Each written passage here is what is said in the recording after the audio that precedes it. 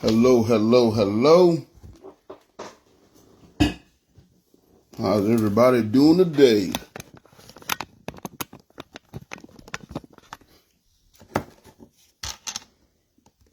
Hope everybody having a wonderful Monday. First Monday of February. First Monday of Black History Month. If you celebrate that type of thing. I don't really indulge in it myself. I feel they really want to do something black people. We have a Black Future Month, not a Black History Month, but to each his own. But I hope everybody is well. I apologize a couple of minutes behind. Got off work a little later than I expected today. I had to get home and get ready for y'all, man. Y'all don't know how much I love y'all. Y'all don't know how much I love y'all. Because I'm telling you, boy, it be some work. I be doing some work. So as always, I'll just give a couple of minutes, let everybody get in here. Then we'll go ahead and get the party started.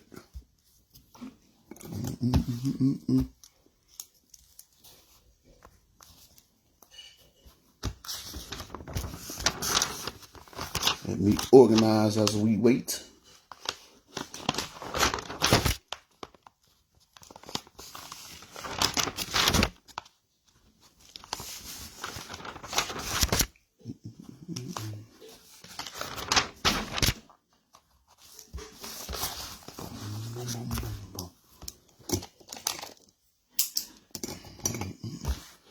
Let me do this. What time is it?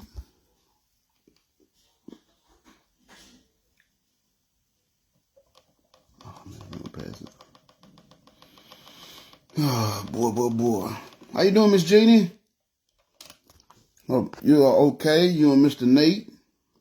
Mr. Nate Dog? Good seeing y'all the other day. Alright, let me get this focused in frame. Get this big shiny head. I was teaching the kids' Sunday school class the other day, and he was like, "Why your hair so shiny?" I almost lost my religion. Little kid talking bad about me. But it's all good. I said, "Cause I just shined it up." Now, you want to know? I started saying, "Cause your mama like it," but I didn't say that. I didn't say that. That was my flesh. I didn't say it. Well, I hope everybody's doing well. We're going to go ahead and jump in. Anybody that's going to come in is going to come in. We'll catch them later. And that's the good thing about it being recorded. You can watch it at your own leisure. So it's all good. So if you got your Bible, we're going to be in Luke chapter 2. It's going to be the last lesson from Luke chapter 2 for the next few weeks. Next 3 weeks, y'all know it's about to be my special time, my special day. I'm excited about it. I'm about to turn 21 spiritually. I wish I was turning 21 physically. That'd be pretty cool too. But unfortunately, it don't work like that. But I am about to turn 21 spiritually. Literally 2 Mondays from now, February the 17th, will be 21 years since I gave my life to the Lord and started this work. So I'm excited about it. So this is the last lesson. So I do, if y'all just watching me, some of y'all have been here for quite some time, so y'all know I do. So like I said, what I do around the 17th is when I gave my life to the Lord. So sometime around that time, I always kind of stop the lesson, whatever lesson I'm doing. I like to go, cause, people come in and, I gain people over the years or whatever. And some people come in and some people may never heard these things. So what I always like to do around this time, I like to share my testimony, of course. And I just think it's so awesome it's working out that I get to share my testimony on the 17th because that's a Monday. But I also like to share the gospel. I like to do both of those once a year. Once a year around this time, I share the gospel. So if there's some that's watching it that never heard the gospel before, or maybe heard me present the gospel, maybe never heard the gospel, they get to hear it. If I've gained some more viewers since the last time I did it last year, February of last year, and then I always share my testimony as well. Again, I do that. I do that just in honor of the day, and plus, if it's somebody that started watching maybe just from the sermons, they can understand why I do what I do, why I teach the way I teach, and why I do what I do. So I do that every year. And then usually for this time, I always take a week off vacation and I do a sermon at the church and I share that with you guys as well. So Lord willing, that's the next 3 weeks of festivities so to speak. So like I said, this will be the last one we're doing out of Jesus' birthday for now, for at least the next 3 weeks. And then we getting close to the end of it. We don't have much left. We'll finish up the prophecy of Anna tonight, actually.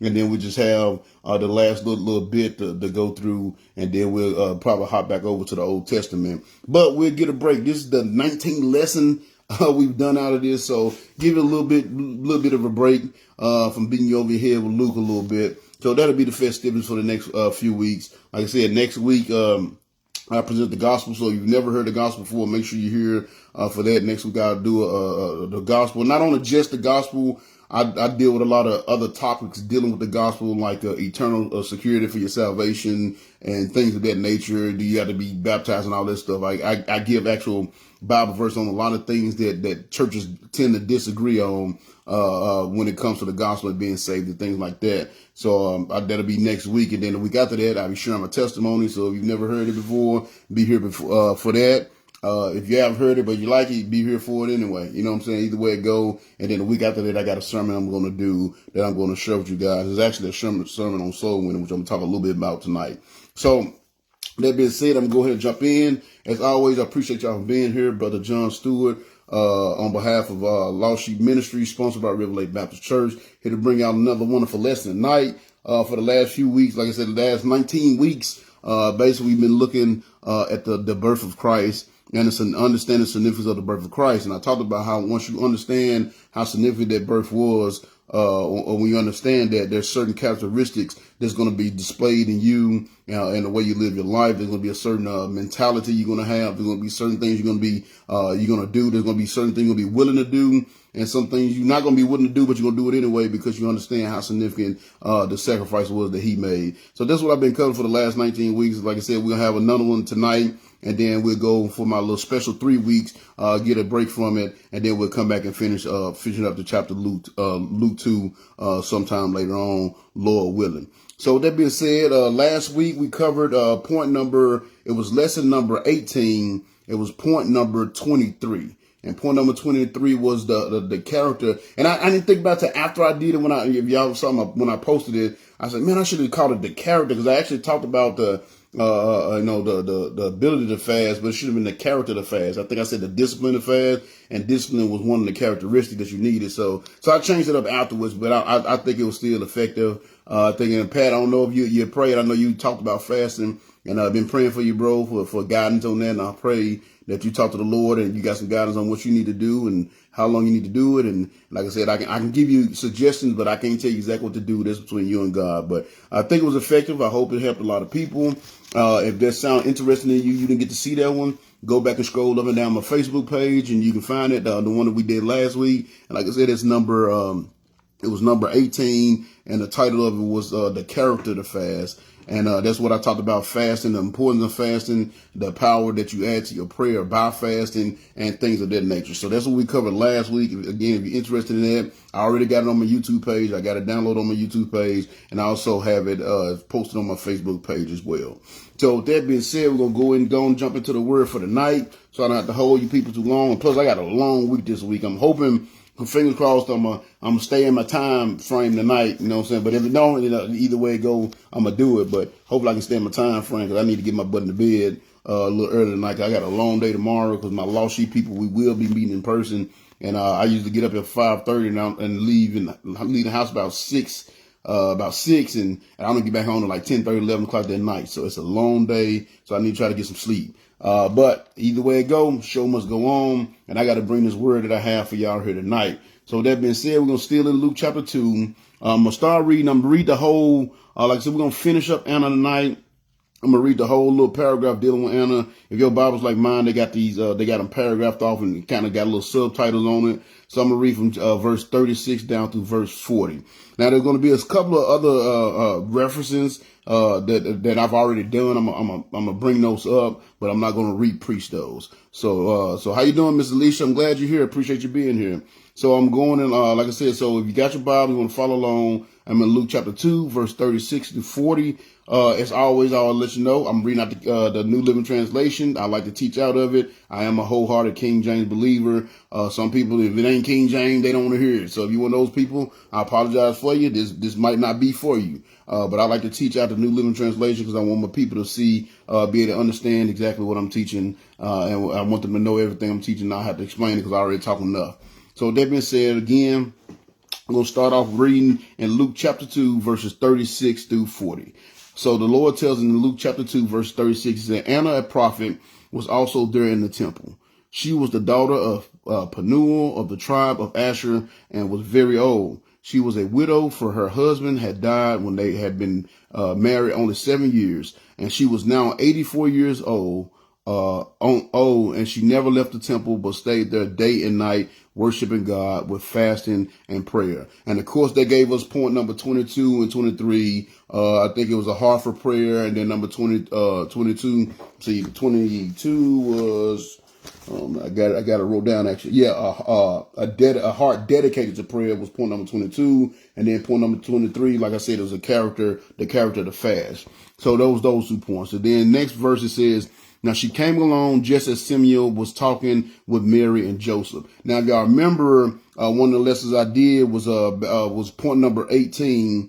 It was a spirit-filled, spirit-led heart. And I talked about how when you feel the Spirit and you let the Spirit lead you, it'll get you exactly where you need to be. And you remember when we looked at Simeon, we saw that he had been waiting. He was literally waiting to see Christ before he died. You know, he was told that he will see Christ before he died. So he was always in the temple. He was always praying. He was a dedicated man. It said he was a righteous man.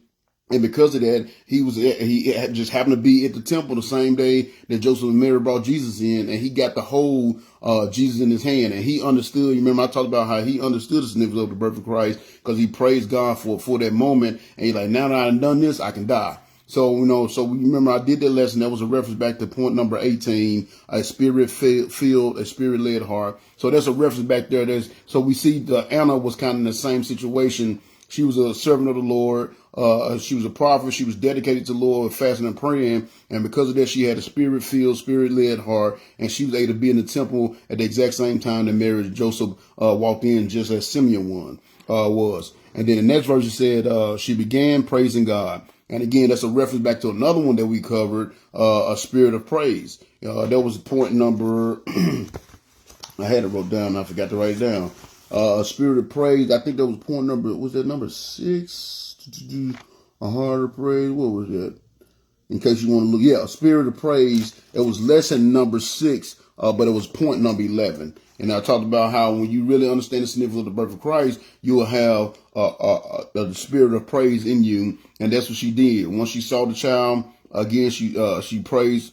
She just happened to be there because the Spirit led her there, and she was able to praise the Lord.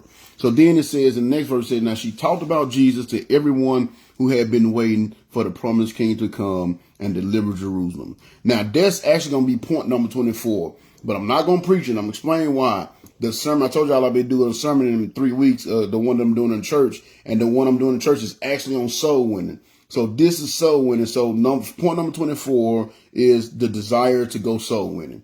That's it. But again, I'm not going to preach it tonight because I want to do a sermon. There's no way I can do the sermon tonight and the sermon 3 weeks from now and one not take away from the other. And I don't want to beat y'all over the head with the same thing. And I already kind of got the other one set up. So I'm going to mention it. 24, there definitely should be a point. If I wasn't doing this other sermon in 3 weeks, I would definitely be preaching on soul winning tonight, which I'm always talking about. But I do have a dedicated sermon for soul winning that I plan on delivering you guys in 3 weeks. So that's why I'm not going to preach tonight. I am going to bring it up. And so if point number 24, because I don't know if y'all was like maybe taking a list or writing them down, all the characteristics. So if you are writing them down, the characteristics, a desire to go soul winning would be point number 24. But like I said, I'm not going to preach on that tonight because in fact, I don't want to take away from the sermon that I have planned to do here in 3 weeks. So that's number 24. So then in verse 39 it said, now when Jesus' parents had fulfilled all the requirements of the law of the Lord, they returned home to Nazareth in Galilee. And again, that's another reference I've already covered. You know, it said when they fulfilled all the requirements of the law. So that's another reference back to point number. Let me see what point number was that.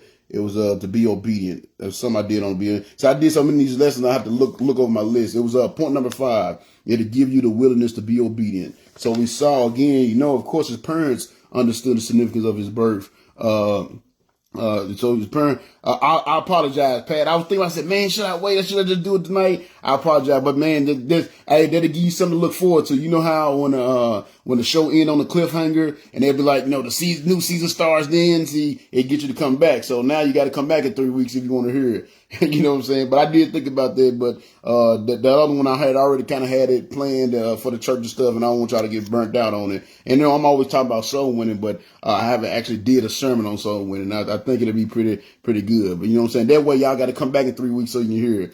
But again, that was a reference to number 5. So then the last line is going to be our text verse. It said, when Jesus' parents had fulfilled all the requirements of the law of the Lord, they returned home to Nazareth in Galilee. And then it says, there the child grew up healthy and strong. He was filled with wisdom beyond his years, and God placed his special favor upon him. So let's pray and we're going to get started. Dear Lord and Father, thank you so much for watching over us tonight.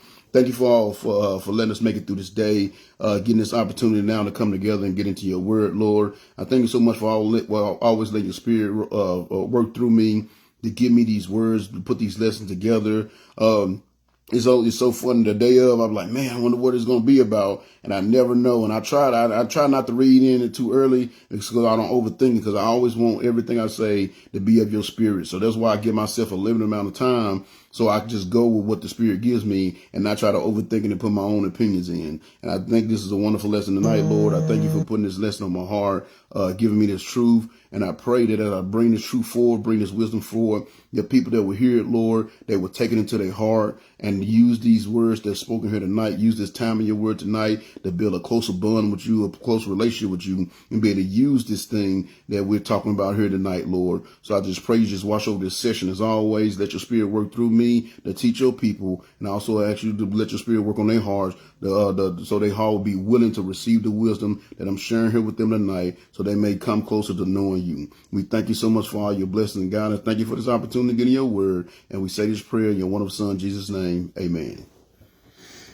All right.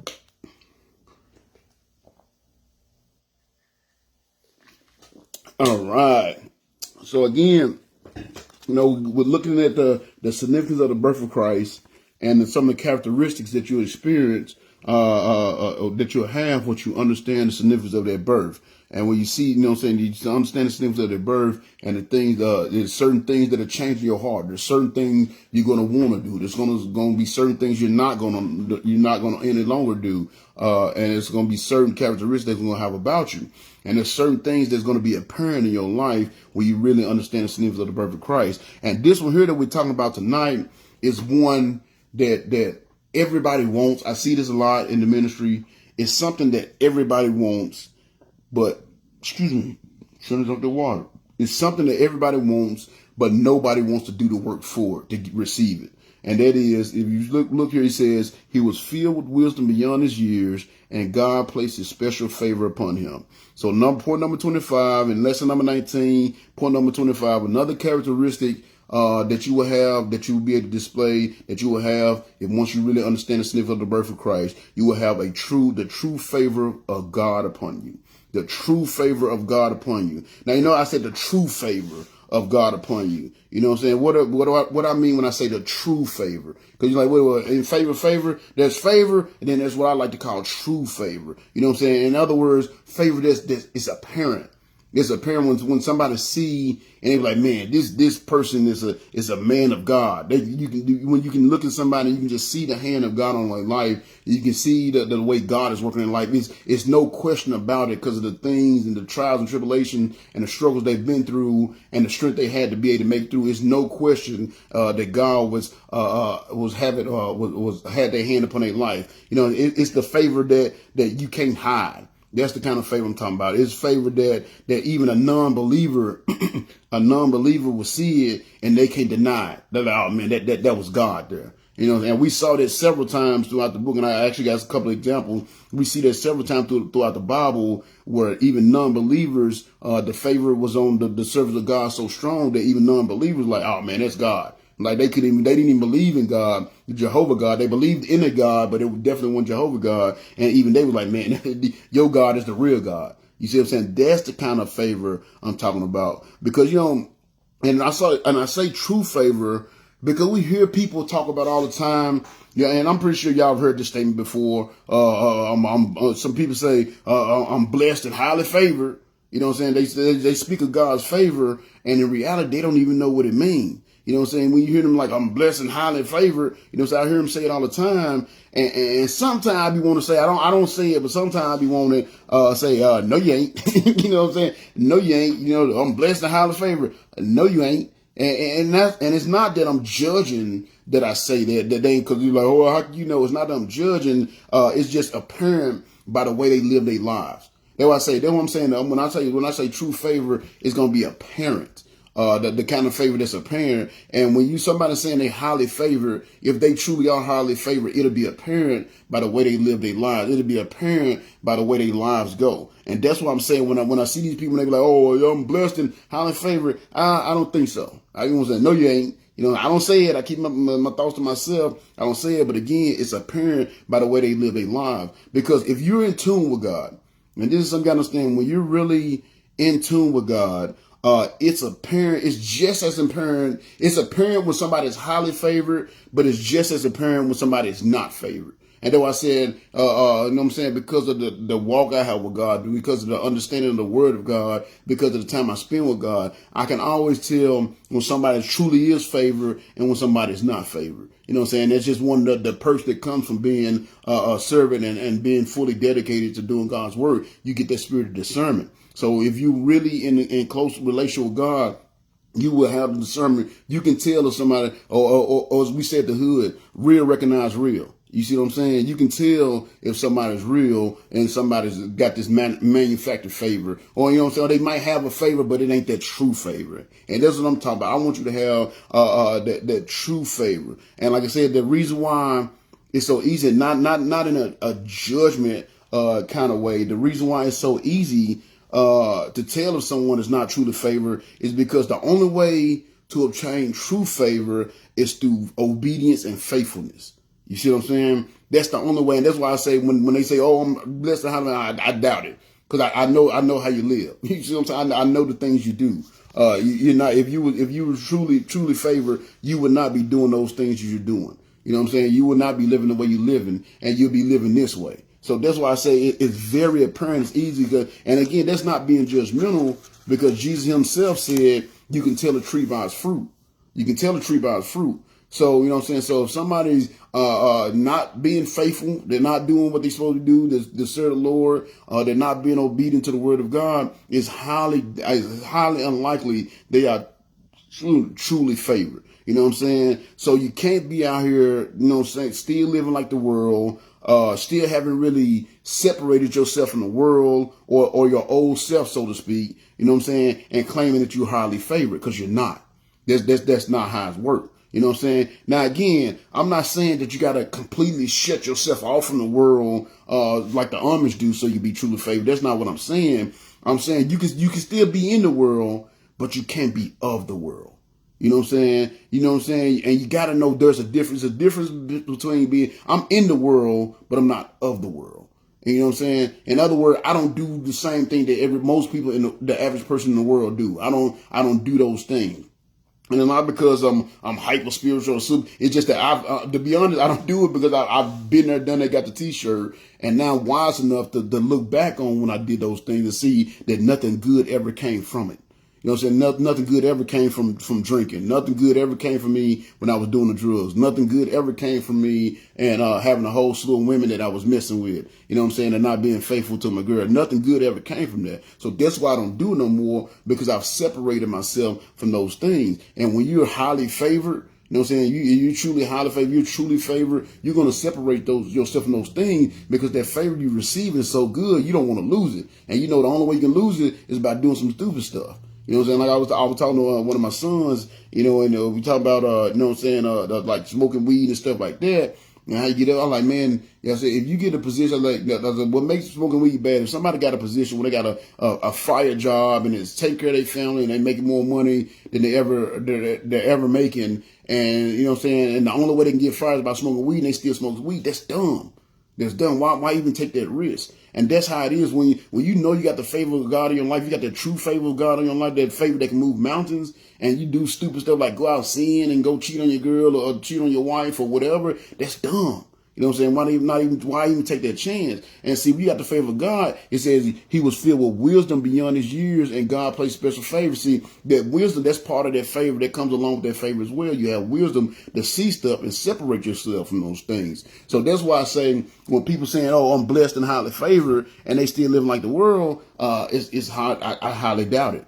I highly doubt that you are truly highly favored, because again, to get the favor that I'm talking about, the kind of favor that we're talking about, going to be talking about tonight, only way to obtain that kind of favor is through obedience and faithfulness. You see what I'm saying? That's the only way you can do it, because you can't obtain this kind of favor if you're of the world, because to obtain this kind of favor is going to take, like I said, work and sacrifice. And that's why I said earlier, everybody wants it. Everybody wants to be highly favored. Everybody wants it. You know what I'm saying? But nobody really wants to do the work it takes to get it. Nobody really want to make the sacrifices that have to be made for them to get that favor. But everybody wants it.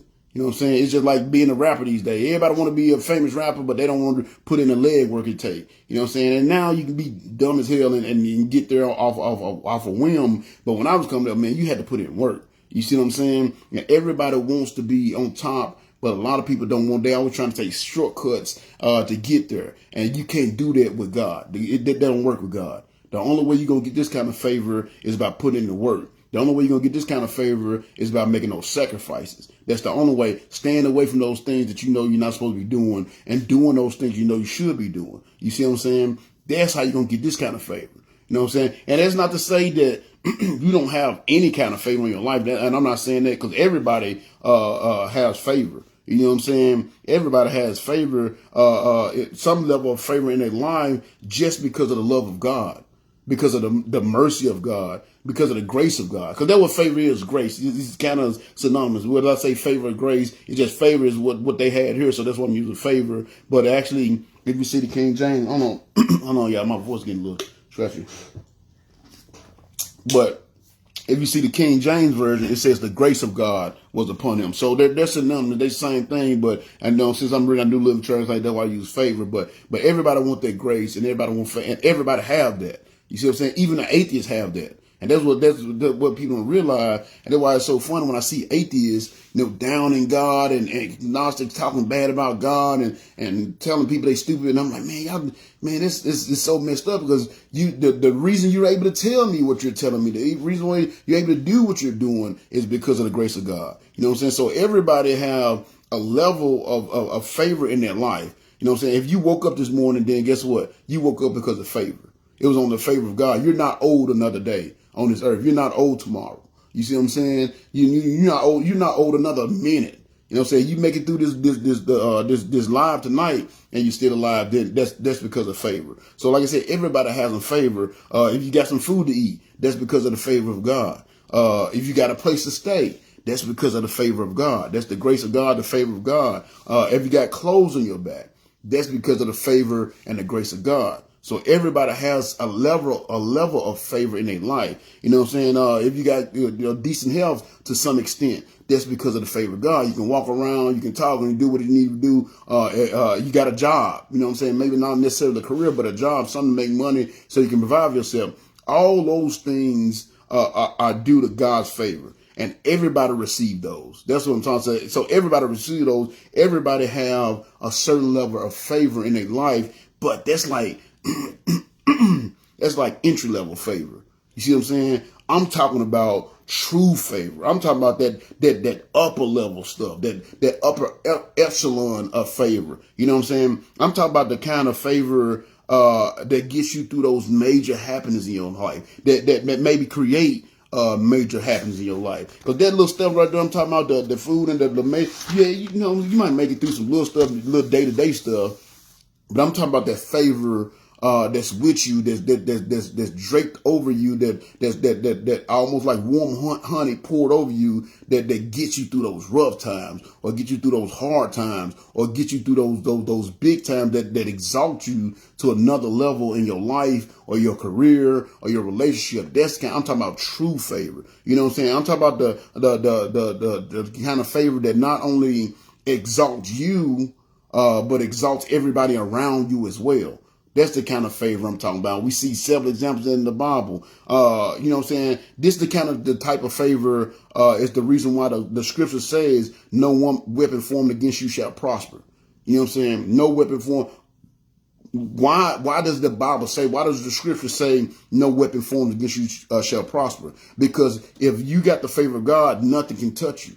Nothing can harm you. That's why it says no, that's favor there. That verse there, well, no weapon formed against you shall prosper, that's favor. That's a result of favor. The same as another verse that's kind of similar. You know what I'm saying? This type of favor is the reason why the scripture says, if God is for you, who can be against you? See, that's favor. If God is for you, who can be against you? Why can't anybody be against you? Because you got the favor of God on your life. Nobody can mess with you if you got the favor of God in your life. I don't care how hard they try. You know what I'm saying? The favor of God make your enemies have to bow down to you. What does it say in Psalms? I got to read it. I ain't think about writing this down. But I mean, it show you what I'm talking about. In Psalms 23, everybody knows Psalm 23. It's a very famous one. It's the one we say, yea, do I walk through the valley of the shadow of death. He says here, he said, but I'm going to read the King James verse because it's just worded better. He said, yea, though I walk through the valley. I'm going to read Psalm 23, verse 4 and 5. Yea, though I walk through the valley of the shadow of death, I will fear no evil, for thou art with me. Thy rod and thy staff comfort me. Here you go. Thou preparest a table before me in the presence of my enemies. Thou anointest my head with oil, and my cup runneth over. I mean, that's favor. He's saying that's the only favor God can do something like that. He said he prepared, Lord, you prepared a table for me in the presence of my enemies. See, that's favor. So that's what I'm saying when it says, if God is for you, nobody can be against you. When you got the favor of God on your life, even your enemies have to bow down to you. They can't do nothing to you. This world can't do anything to you when you have the favor of God on your life. And that's the kind of favor I'm talking about tonight. Not the kind of favor that everybody gets because God loves us so much and God is so merciful and, you know what I'm saying, so faithful to us even when we're not faithful to him. No, I'm talking about the real kind of favor. You see what I'm saying? I'm talking about the favor that really can elevate you, and not only you, all those that are around you as well. That's okay, Miss Ashley. You know, I can't say nothing about being late. I can't say nothing about being late. I'm just appreciate you here. But, you know, so we just kind of getting started, so you're all good. But again, that's the favor I'm talking about. I'm talking about major favor. Not, like I said, everybody get a little entry level favor. Like I said, you woke up this morning, you got food and all this stuff. That's favor as well. You know what I'm saying? But I'm talking about true favor. I'm not talking about I need this parking spot, so I would have to walk from the end of the parking lot and Lord behold, one opened up as soon as I pulled in. That's favor. No. I ain't talking about that kind of favor. And I've had that happen before. Like I've been late for something. Talk about being late and need to get there. Like, oh man, I need a parking spot. And bam, one open up as soon as I pull into something. I've had that happen. You know what I'm saying? But again, that can happen to anybody. You know what I'm saying? I'm talking about favor that's undeniably God. You know what I'm saying? Favor that's apparent when somebody see it. Like I said, even when a non-believer see it, you're like, whoa, there was God there. That's the kind of favor that I'm talking about. You see what I'm saying?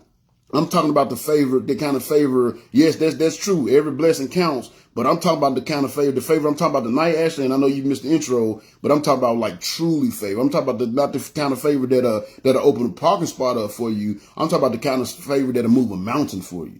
That's what I'm talking about. Yes, the parking spot, that's great, but I'm talking about something, the kind of favor that will move a mountain for you. You see what I'm saying? Because our God, he's so good and merciful sometimes that it's hard to distinguish if you really have favor or not, because he loves us so much. And you know what I'm saying? Things have been going so good and we got all this little stuff working out. So like, well, it must be favor, you know what I'm saying? But it ain't always true. Because like I said, if you have this kind of favor, your life is going to show it, because you're going to have a faithful life and you're going to have an obedient life. You see what I'm saying? Because I remember when I was younger, I always thought I was favored until I received true favor.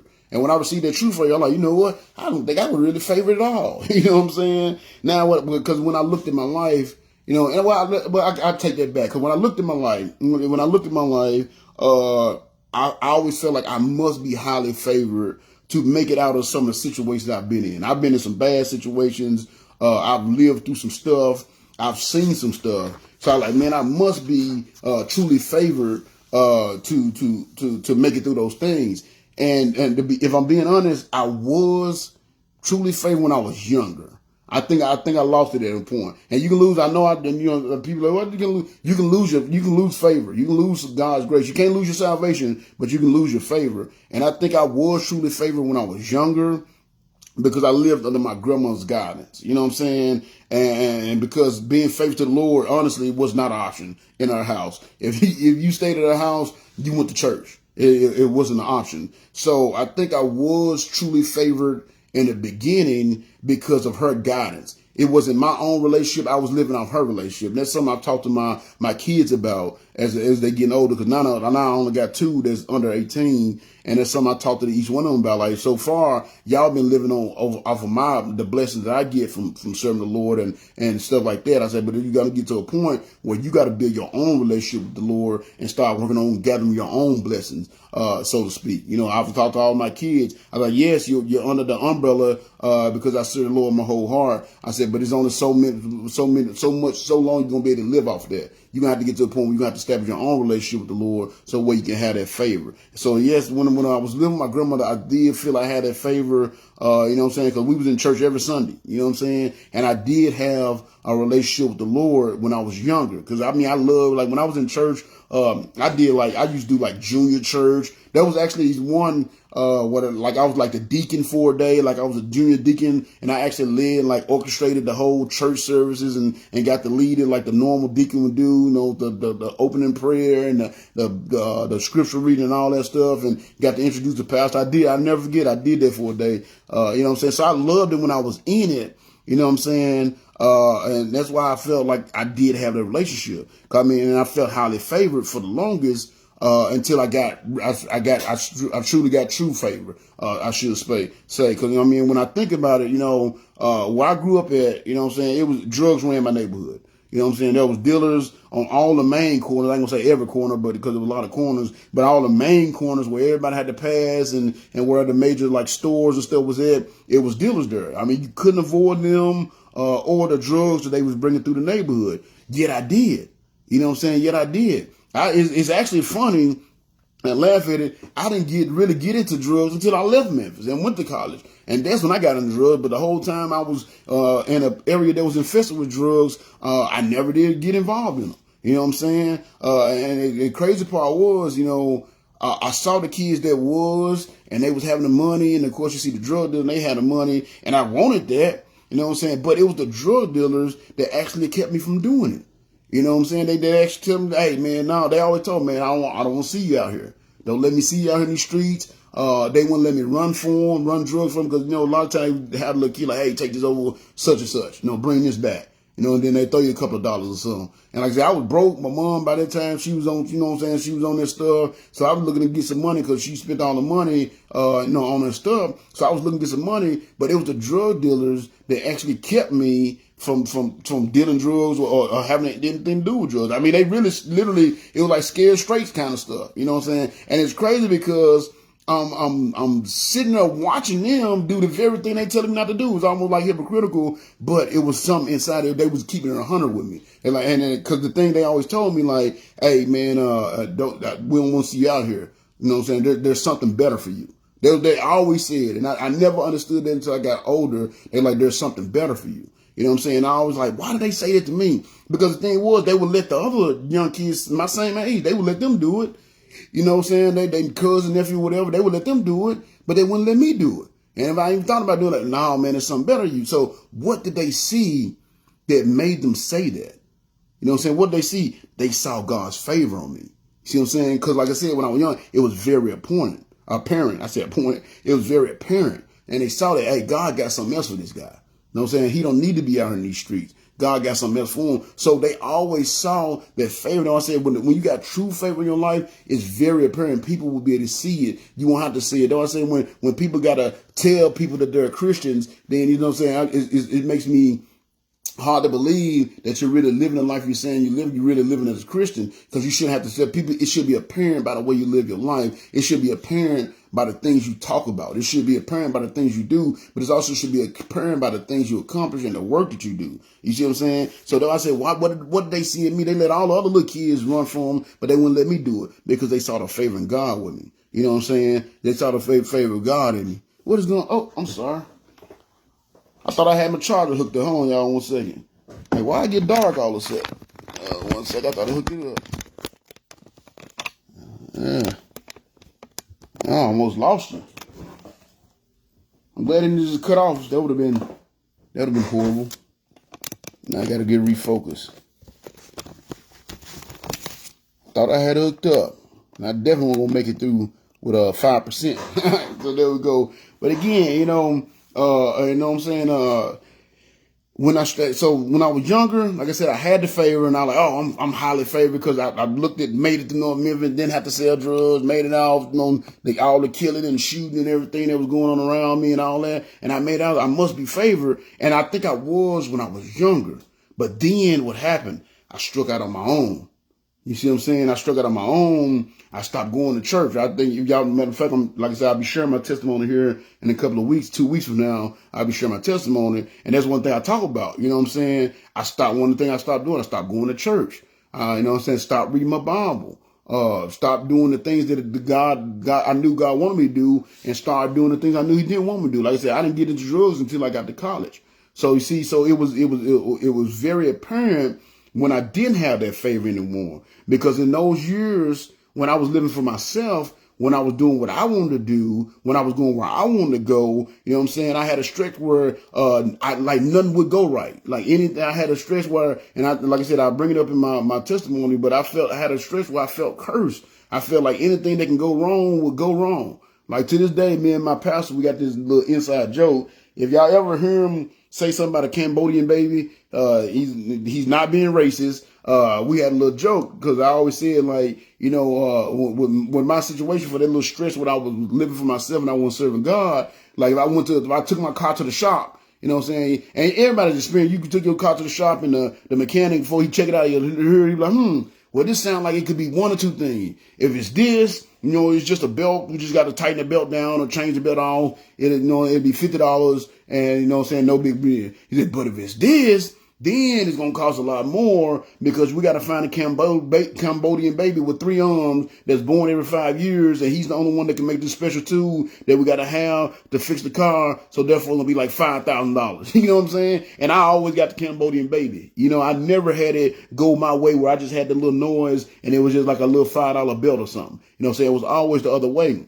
And I started noticing that, you know what I'm saying? I noticed that when I was living for myself and when I got into the church and when I wasn't faithful to God anymore, and I didn't really have a relationship with God anymore, that favor was gone. You know what I'm saying? Like I said, I did have it at one point, but I definitely, between the ages about, 18 or 24, before I gave my life to God at 24, I felt that favor, but I still thought I had it. Cause I mean, I was still, I was having fun. You know what I'm saying? And I wasn't even thinking, I was having fun. You know what I'm saying? I had all the girls I wanted. I had all the drugs I wanted. I had the fake friends around me because I had these money and drugs and girls and all that. I had all this stuff and I thought I was living my best life, but I was really losing. You see what I'm saying? So I thought I still had that favor because I'm like, man, this is the life I always wanted. And now I got it. So I thought that favor was still on me, but it wasn't.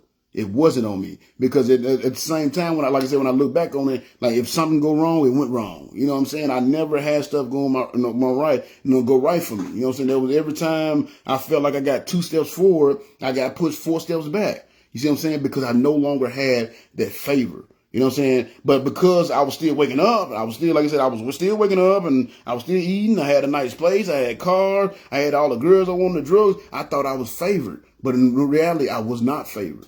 I was not favored at all. I didn't have that true favor. I didn't have that kind of favor that would move the mountains. Because like I said, I wasn't being obedient or faithful. So that's why I no longer had that favor. You know what I'm saying? I had the favor that maybe get me up in the morning. I had enough favor that get me through the day, give me a bite to eat, a couple of dollars in my pocket. But I didn't have that favor, that true favor that I could move a mountain with.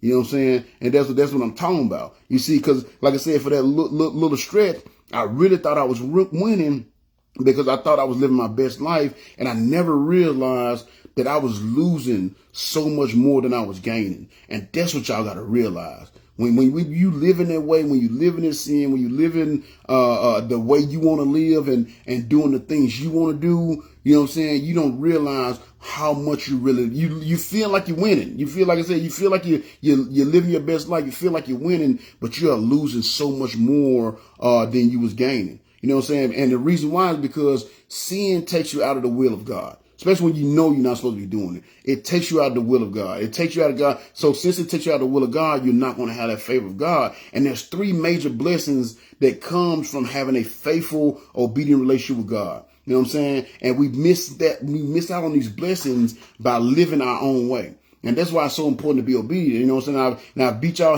over the head like that whole chapter 15. I think like 20 lessons on obedience. So that's why I didn't re-preach the one that the reference point I had here tonight. But you know what I'm saying? If you're not obedient and you're not being faithful, you're not faithful and obedient, you're not going to have a close relationship with God. And when you don't have that close relationship with God, you don't have that close walk with God, there's three things that you're missing out on that we don't think about. We don't think about how important they are. And you won't even realize it until you get it. And you be like, oh, you know what I'm saying? I didn't realize until I gave my life to God that I realized how much I was missing out on when I thought I was winning. And those three things, the three major blessings that come from God when you have a faithful, obedient relationship to Him is time, peace, and peace that passes all understanding, and favor. You know what I'm saying? That's what makes this life worth living. That's what makes this life, you know what I'm saying? That's what most people are depressed. You know what I'm saying? We look at the rate of depression that we have. I think I did a lesson a little while ago when I talked about look at the rate of depression. Look how many people that are unaliving themselves. Why? Because they don't have these blessings. They don't have the time. They don't have that peace that passes all understanding. They don't have that favor. You know what I'm saying? Time. Now, when I say time, that don't mean you're going to get more time you already have. I'm not saying that it's going to extend your life, even though it's good. Because you remember King Hezekiah, he was getting ready to die. And you know what I'm saying? And the Lord said, hey, you better get ready. You're going to die. And he was like, well, I just hope the Lord remember what I did for him. And he told Isaiah to go back and tell him, like, man, you know what? You got 15 more years. But that's not what I'm talking about. When I say time, the major blessing that come from one of the major blessings, the time major blessing that come from being faithful and obedient, I'm talking about, you know what I'm saying, that you don't realize how much time you waste doing frivolous stuff throughout the day. You know what I'm saying? Dealing with people that you don't really have to deal with. You know what I'm saying? Doing things that you really have to do. You're only doing because everybody else doing it. You know what I'm saying? When you really get close to God and you get in that faithful, obedient relationship with God, it's a lot of stuff you're going to cut out of your life because you realize, man, you wasting time. Like everybody mess with me about being late. And I am usually late. I am, but it's purposeful. You know what I'm saying? I really do because I don't like wasting time. I don't like getting somewhere early because it was if you ain't early, you ain't on time. You know what I'm saying? But you get there on time just to sit there for 15, 20, 30 minutes waiting for whatever you was there for to get started. I don't have this 15, 20, 30 minutes. I could have been doing something else. So that's why I'm always late. I like to get there when it's popping. I don't want to get there to start the party. I want to get there when the party's already started. So now if it's already started and you know what I'm saying, it's going good, and I'll stay. But if I get there and the party's starting and it's still lame, then guess what? Now I didn't waste the time waiting for the party to get started, and I didn't waste the time staying there because I saw the party get started and this party sucks, so I'm leaving. You see what I'm saying? You save time. And that's just the party example. I don't party no more. But that's what I'm talking about. You look at time when the closer you get to God, you look. The closer you get to God, the more you look. You manage your time a lot different. You see time differently. You see what I'm saying? And that's when the blessing you start realizing, being angry all the time, that's a waste of time. When you see these people protesting and this Black Lives Matter and this Dr. Umar dude and all these people that spend all this time talking about, that's a waste of time. You know what I'm saying? It's so much more important things that you could be spending your time and energy on than worrying about that stuff. You know what I'm saying? So time is one, that peace that passes all understanding. You know what I'm saying? That's another blessing that comes from having a faithful, obedient relationship with the Lord. That peace in your life. You know what I'm saying? Again, I bring this up in my testimony. I never realized the whole time I was selling drugs and partying doing all that, I never was really getting rest. You know what I'm saying? I never had a good night's rest. And even when I did sleep, I was only sleeping 3-4 hours, and it was uncomfortable sleep. I'm tossing and turning the whole time. You know what I'm saying? I never really got rest. I never got into a deep sleep. I didn't experience a good deep nights of sleep, or a deep sleep night. I don't know how to phrase that, but a good night's rest until I gave up that life that I was living and started serving God. You know what I'm saying? And now I sleep too good. You know what I'm saying? But that's why I got my wife. That's why God put period where you period, because she sleep light. So, you know what I'm saying? So now I sleep too good to where, man, if something might go down, I'll be knocked out. You know what I'm saying? Unless it's weird, though. Like, I guess it's a parenting thing, or God built it. Like, if I hear my kid's voice or something like that, it wakes me up immediately. But if just like random noises, man, I'm knocked out. You know what I'm saying? Unless I feel like I can feel a presence of a danger, I get up. But again, that comes with it. That time, that peace. But another one is that favor. You know what I'm saying? Like I said, not just he got me up this morning and got food in my bed and all that. Because like I said, everybody has a level of favor. I'm talking about real favor. The favor that moves mountains for you. The favor that makes sure you always have what you need, no matter what's going on, no matter how bad the situation is, no matter what you're going through. That's what I'm talking about. You know what I'm saying? Time, peace that passes all understanding, and favor. And I'm telling you right now, if you're living your life and you're not being obedient, not being faithful to where you have these three elements present in your life, you're living a miserable existence. I'm telling you that's why so many people are depressed. That's why so many people are unaliving themselves. They live in a miserable existence. Like you said, yes, hope. They don't have any hope because they don't have this time. They don't have this understanding of time. They don't have this peace that passes all understanding. They don't have this favor on their life. So they just want to just give up. You know what I'm saying? But when they are present, when you do have a good close relationship with God, and you got that time factor, and you know what I'm saying, where you spend your time doing what the things you're supposed to be doing, and staying away from that stuff you're not supposed to. When you have that time factor, when you have that peace, and we have that favor in your life, oh my God, it's nothing like it. You know what I'm saying? It's nothing like it. Oh my! Like I said, yes, I don't have quote unquote fun, as much fun as I used to have back in the day, but I'm cool with it because, man, I have peace. I have peace. I manage my time, even though, like I said, I'm always late, but it's because it's purposeful. I'm managing my time. You know what I'm saying? Sometimes I can't help it. I do so much. I pack so much in the day, it make me late, but I have that time. I have that peace. I have that favor. You know what I'm saying? And when it's present, like I said, it's all, and you see it all throughout the Bible. If you look at all God's servants, you know what I'm saying, they was always able to prevail because they had these three elements, but more important, they had the favor of God on their lives.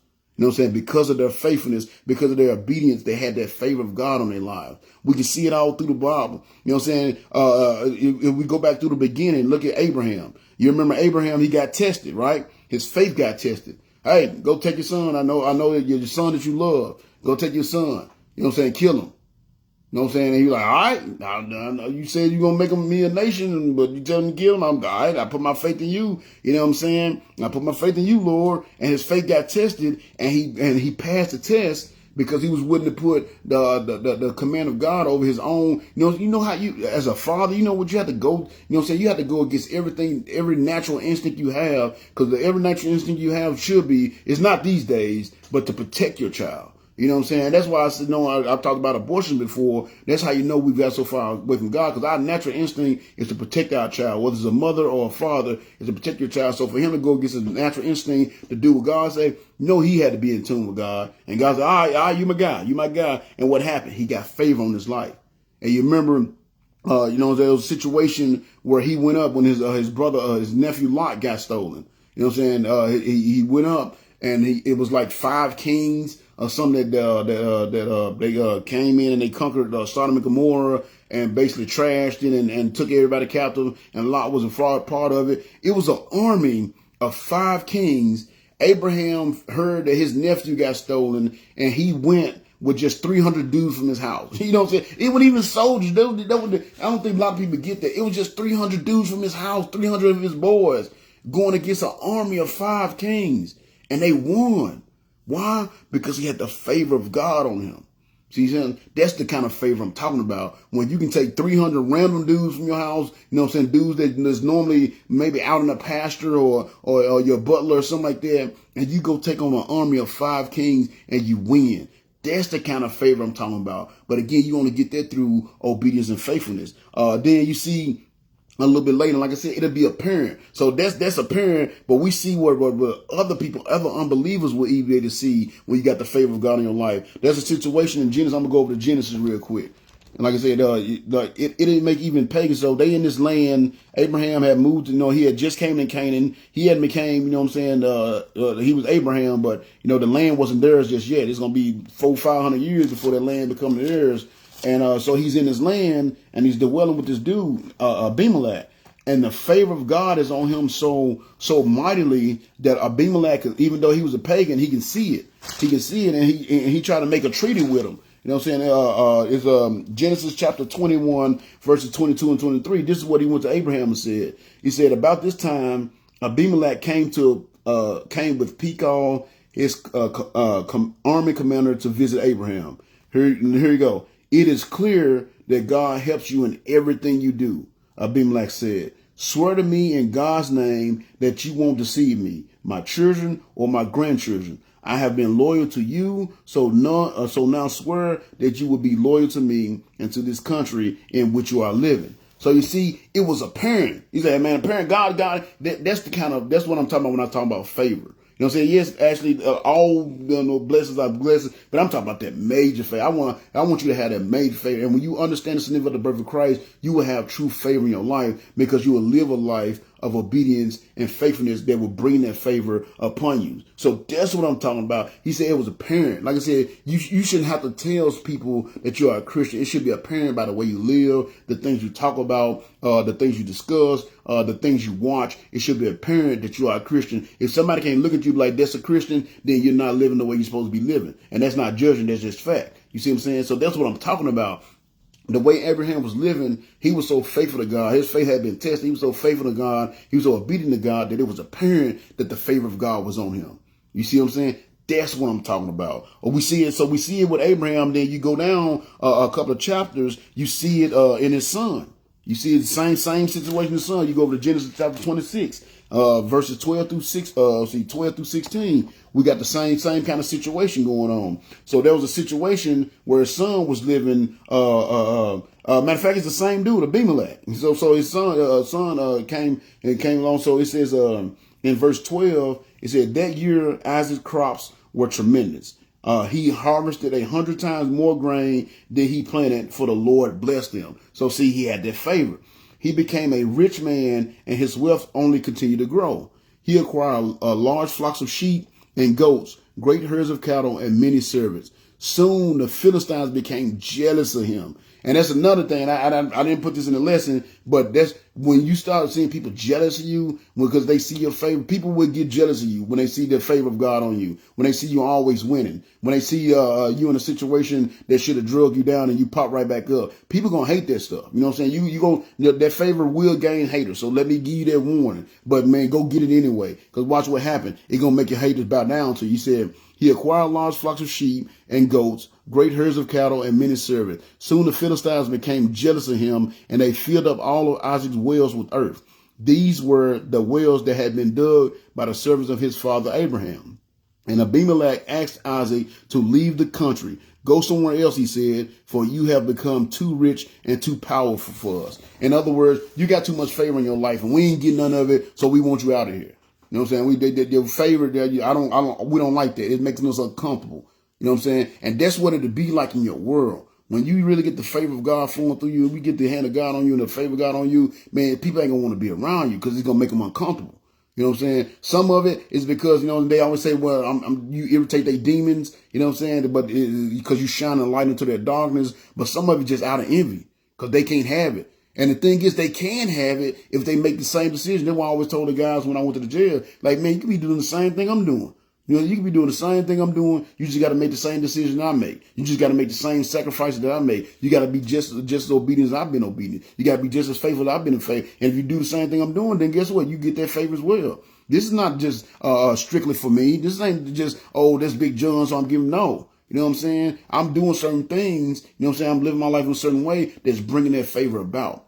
And that's what I'm saying. When you understand the significance of the birth of Christ, you will live your life in a certain way that'll bring that favor about to where, again, it's going to be apparent. So we saw Abraham, it was apparent to Abraham when Abimelech went and tried to make a treaty, and then he got tired of it, some years later, because they was the family getting too rich, then he went and kicked him out. So now look at so that was his son. Then the same thing again. Go over another couple of chapters. You see the same thing in Abraham's grandson, because that favor of God was on him. And that's why I was saying, you can live by your parents' favor for a little while, but at some point you got to get your own favor. So you go to Genesis chapter 30, verses 25 through 28. We see another situation where that favor was apparent, and that's what I'm talking about, that apparent favor. So in verse 25 to 28 it says,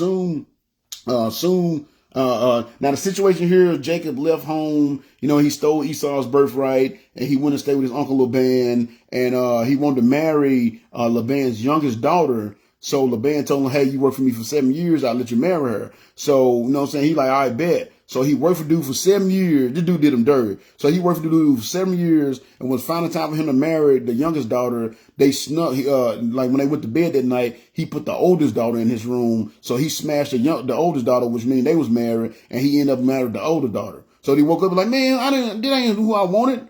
And he was like, oh man, I can't give you the youngest before the oldest, but I tell you what, work for me another 4 to 7 years, I give you her too. So he's like, all right, bet. So he ended up working for 14 years for this dude to get his wife. So then found out after 14 years, he's like, all right, I've been working for you for 14 years. I'm making you rich. Now it's time for me to make myself rich. So that's what happened. So this is where it came to the story right here. So in verse 25, Genesis 30, 25 says, so soon after Joseph was born to Rachel, Jacob said to the Laban, I want to go back home. Let me take my wives and children, for I have earned them from you, and let me be on my way. You know I have fully paid for them with my service to you. Now look what Laban says, and this is what I'm talking about. This is the kind of favor that I'm talking about. You should be working toward. He said, "Please don't leave me," Laban replied, "for I have learned by divination that the Lord has blessed me because of you are here. How much do I owe you? Whatever it is, I will pay." You see what I'm saying? And the King James, I put a King James verse right there because he said, I have learned by experience. And here it says divination, which sounds like some spooky stuff, but he just said, I've learned. He said, in other words, I've been watching. I saw how things were before you got here, and I see how things are now that you're here.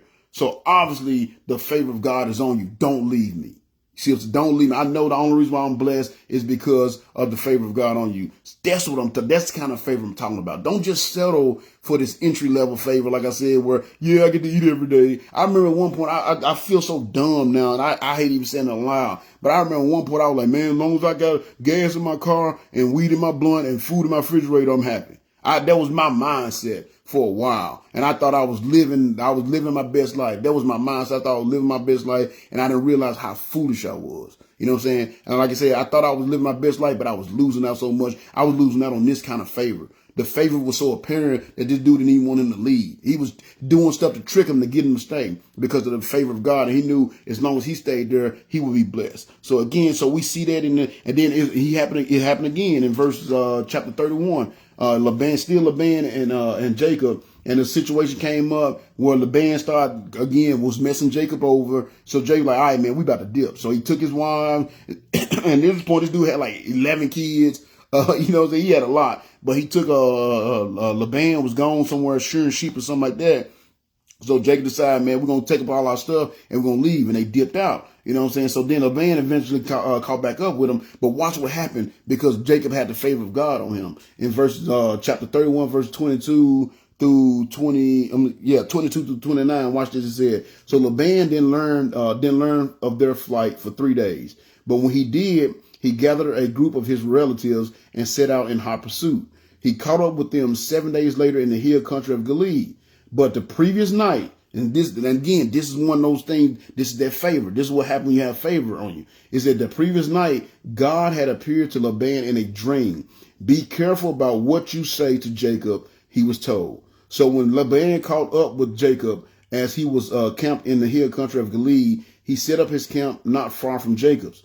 What do you mean by sneaking off like this? Laban demanded. Are my daughters prisoners? The plunder of war, that you have stolen them away like this? why did you slip away secretly? I would have given you a farewell party with joyful singing, accompanied by tambourines and harps, which you know he's lying. He wasn't going to do that because he tried to get to stay. He didn't want to leave when he wanted to leave the first time. Then in verse 28, he said, why didn't you let me kiss my daughters and grandchildren and tell them goodbye? And then he said, you have acted very foolishly. I could destroy you, but the God of your father appeared to me last night and told me, be careful about what you say to Jacob. See, that favor. You see what I'm saying? When God is for you, nobody can be against you. No weapon formed against you. That's the kind of favor I'm talking about. That's the kind of favor y'all should want. You know what I'm saying? And I think y'all do want it, but you got to realize there's some work to be done to get it. You see what I'm saying? That's the kind of favor. You know what I'm saying? We see that favor again, still in Genesis. I ain't even got out of Genesis yet. We see that favor so apparent. We see that favor with Joseph when he went down. When he got so remember the favor of God was on him so much that his brothers envied him. But I told that the hate's going to be there. So because of the favor of God was on Joseph, his brother hated him because God was giving him these dreams, showing him what was going to happen in the future. And you know what I'm saying? That's why I like a lot of time when I do stuff, man, I don't tell nobody, because when you tell people your dreams, you know what I'm saying? If they don't dream the same way, they don't dream the way you dream, they're going to try to tear your dreams down, or you know what I'm saying? Hate on you for having inspiration or aspirations. And Joseph did that. He told his brothers about his dream and it made him mad. Because like I said, that favor is going to bring hate. So what they do, they sold him into slavery. So then he gets sold into slavery. He go into this dude Potiphar's house as a slave. But what happened when he got there? When he got there, everything started going smooth. Potiphar noticed this. And it said, if you read it, you know what I'm saying, because I'm getting close to my time and I want to get through I still got a whole page to go.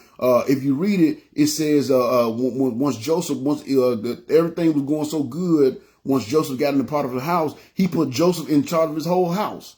He's like, man, you know what I'm saying? It said the only decision that Potiphar had to make was what food he was going to eat. You see what I'm saying? Why? Because even though Joseph was in that bad situation, the favor of God was still on him because he stayed faithful. You never once, if you read the whole story of Joseph, you never once see Joseph complain. Like it was only one time he mentioned that he got sold. He was, he did wrong and got sold as a slave. And that's when the cupbearer was getting ready to go out of prison. And he said that, hey man, just remember me because you know what I'm saying, I'm here wrongfully. Somebody sold me as a slave and then I got put in prison. So just remember me. That's the only time you ever mentioned, but he never got mad at God, stayed faithful, stayed obedient, you know what I'm saying? And he had that favor. And of course, he was in Potiphar's house, favor on him, you know what I'm saying? But everything going good. Then what happened? Potiphar's wife, you know what I'm saying, got the eyes. That woman, she couldn't keep her hand because it said, if you read the Bible, it said Joseph was very handsome. He was fine, as you women would say. He was very handsome. He was fine. So the wife wanted him. You know what I'm saying? And you know what I'm saying? When the wife saw how her husband had respect for him and then he was fine, she wanted him. You know what I'm saying? But Joseph was a good dude. He wouldn't do it. Again, he was faithful. He was obedient. So when the wife came at him, he like, nah, I can't do that, man. My master gave me control of everything in this house except you. Why would I do that? You know what I'm saying? Why would I? And if you look at when he talked in the conversation, he said, how do you word it? Why would I defy God like that? You know what I'm saying? How could I do something like that in the eyes of God? Is basically how he said. And then she kept on pressing him. And then one day she caught him by herself and tried to take it. You know what I'm saying? So he ran and she ripped his shirt off. And then her husband come home. She get holding the shirt like, yeah, your little Hebrew tried to rape me. You know what I'm saying? And then a lot of things that people don't get, because it said he threw him in prison. What you got to understand, that's favor. Because if he really believed that Joseph did that, Joseph would have been dead. A slave raping his wife, his master's wife. You think he would have let him live? Heck no. He knew she was lying, but it's politics. You gonna take because imagine what would have happened to him, what the child is saying about him if he had took the word of a slave over his wife. You see what I'm saying? So he had to do that. You know what I'm saying? But it shows you the favor of God on Joseph, because in reality, he should have been killed. But he just threw him in prison because he knew his wife was lying, because he knew the favor of God was on that kid. It ain't no way he did something like that with the favor of God on him. See, that's what I'm saying. That's the kind of favor I'm talking about, that big favor. And then what happened when he got thrown in prison? Went into prison, and once again, as soon as he got into prison, the warden like, man, since this dude been here, everything been going smooth. So he put Joseph in charge of the prison. And he said the only decision he had to make was what food he was going to eat because of the favor of God. You see what I'm saying? That's the kind of favor. I'm not talking about no parking. I got me a close parking spot to the door. I'm talking about real favor that moved mountains. And then, of course, we know he was in prison for a certain amount of years. 20 years later, it took 20 years. 20 years later, finally, Pharaoh had a dream. Joseph was able to interpret the dream and ended up becoming the second most powerful man in the world the known world at that time. See, all that happened because of favor. You see what I'm saying? But you don't get that kind of favor just waking up in the morning and just living your day, doing what you want to do. You got to make some sacrifice to get that favor. You got to do some work to get that favor. And they made those sacrifices. They did that work. You know what I'm saying? You look at a little bit later on, go down a little bit more in time, and still in Genesis. You know what I'm saying? Remember Israelites. They started growing and they started populating and finally the prophecy that God had gave Abraham was happening. They was growing, they were populating, getting out of control. And what happened? You know what I'm saying? Say after Joseph died and his generation died, another king rose up that knew not Joseph. And he looked at the Israelites and he saw they was favored. You see what I'm saying? That's why the Israelites ended up in slavery, because of their favor. They saw them like, man, they getting too powerful. They growing too much. They get too powerful. If we don't do something about this, they might mess around and side with our enemies and take us out. So that's why they decided to put them in slavery, because of the favor of God. They saw the favor of God was on them, and they was able to keep them like that for almost 400 years. Well, a little bit over 400 years. See what I'm saying? That's what the favor did. You know what I'm saying? So the favor of God is major, and it's apparent. Somebody should be able to see it. So if you're not looking, somebody can't look at your life like, man, that dude is blessed and highly favored. If you got to say, oh yeah, I'm blessed and highly favored, 9 times out of 10, you're not. Because again, the only way you get that kind of favor that we're talking about here tonight is through faithfulness and obedience. You know what I'm saying? And that favor, it does so much. It gives you confidence. You know, so when you look at David versus Goliath, how did David, you got to think something. David was a kid compared to this dude. David was probably 20, maybe 20, somewhere between 22, 23, somewhere in the area. This dude was not only a giant, he probably had already been in the army 22, 23 years. But yet David knew that he can beat this giant. Why did he know that? Because he knew the favor of God was on his life. You know what I'm saying? He said, man, when I was out watching the sheep, one time a bear and a lion came and attacked my sheep. And I had to go grab them both and beat them over the head of the cub and rescue my sheep. And just like God protected me from the lion and that bear, he's going to protect me from this pagan Philistine that's talking trash about my God. He had the confidence to do that because he knew the favor of God was on him. You see what I'm saying? That's what favor does for your life. It gives you that confidence. Same thing we saw a little bit later. Elisha, you remember he was in this city and the king was trying to catch him, was trying to corner him because he was telling all the king's plans. The king was trying to attack the Philistine was trying, I think it was the Philistines. It might have been a Midianite. It was one of them groups that was, that's always trying to attack Israel. They were trying to attack Israel, but Elisha was able to tell the king's battle plan, so he was messing his plans up. So finally, like, well, we're just gonna go capture Elijah. You know what I'm saying? So he went in and found out Elijah was in some city, came at night, surrounded the city. So then the next morning, Elijah get up, he's like, oh, he's looking like, oh man, that's a big army there. And he's just staring at him. You know what I'm saying? And then the servant come up like, man, you ain't scared? He said, no, I ain't scared. He said, man, why you not scared? He said, the army with me is bigger than the army out there. And then we say, oh Lord, open his eyes so he can see. And the Lord opened his servant's eyes, and guess what? The army was surrounding him, and it was an army of angels surrounding that army. You see what I'm saying? He wasn't worried about it because he knew he had the favor of God on his life. That's what favor does. It elevates you. And of course, he was able to save that whole town because of the favor of God. See what I'm saying? So it elevates the true favor. It don't give you these little happy, like I said, yeah, that little blessing is cool. Everybody get those. But what you should strive for, you know what I'm saying? If you really understand the significance of the birth of Christ, you will strive to have this true favor. The favor that Daniel and his brothers had on their life. You know what I'm saying? When Pharaoh, the king of Nebuchadnezzar had the dream and nobody could tell him what the dream was, so they was going to kill everybody. They were going to kill all the wise men. But what did Daniel and his brothers do? They went to God, and God told them what the dream was, and they was able to save everybody's life. Favor. That's favor. A little bit later, when the furnace happened, they told him, you don't bow down and worship this gold statue, we're throwing you in the furnace. You know what I'm saying? What did Shadrach, Meshach, and Abednego say? Man, we ain't worried about you and your furnace, bruh. We got the favor of God on us. We know we serve a God that can protect us from these flames. You know what I'm saying? But even if he don't, we still ain't gonna worship your little petty God. You see what I'm saying? And what happened? He got pissed off. He told him to have the flames 7 times harder than what they was. threw him in there. The 3 soldiers threw him in there, died trying to get him in there. They fell in, and then what the king say? Man, did we not throw 3 dudes in there? Yeah, king, we threw 3 in there. Well, why is there 4 walking around? And one of them looked like Jesus. Now, he said the son of God, but that he said one of them looked like Jesus. And he said, come out. And they came out, and it says not one hair on their head was singed. It says not one thread of their clothes was burnt, and they didn't even smell like smoke.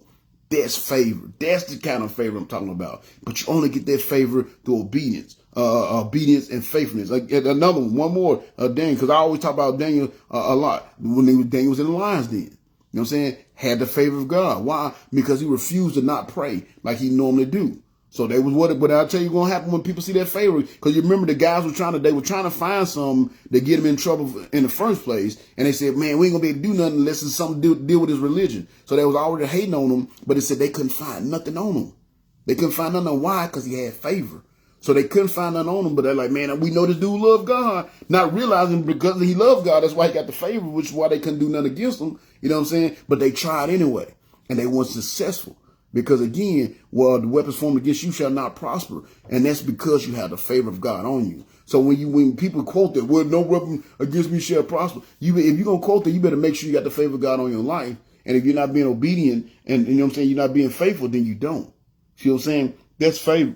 And of course, what happened? They went and snitched on the king. You know what I'm saying? I ain't going to belabor it because I'm toward the end of my time, but they went and snitched on him. King threw him in the lion's den. You know what I'm saying? The king was upset that he had to do it, but he had to do it because he made the law he was going to do it. You know what I'm saying? And the king went fasting and everything, praying for him, praying he would get out the situation. And of course, Daniel went into the lion's den, slept there all night, came out next morning, not a scratch on him. Not a scratch on him. Why? Because of favor. And you know it's favor because what happened? The king said, all right, the dudes that set you up, go set them up, go get them, get their families, get their wives, kids, everything, throw them in the lion's den. And if you read the story, you know what I'm saying? A lot of people miss it. Read the story, it said when they threw them in the lion's den, he said their body never even touched the floor before the lions ripped them apart. You know why? They didn't have that favor. You see what I'm saying? They had that entry level favor. That entry level favor can't protect you from the lions. You got to have that top tier stuff. You got to have that true favor. And that's what I'm talking about. And the only way you're going to do that is if you're willing to work for it. And the only way you'll be willing to work for it if you really understand the significance of the birth of Christ. If you don't realize how big that was, you don't realize the sacrifice he made, you don't realize just how much he did for us, you're not going to be willing to do anything for him. And that's why most of us don't work like we're supposed to. That's why most of us don't do the things for God like we're supposed to, because we don't really understand just how much he did for us.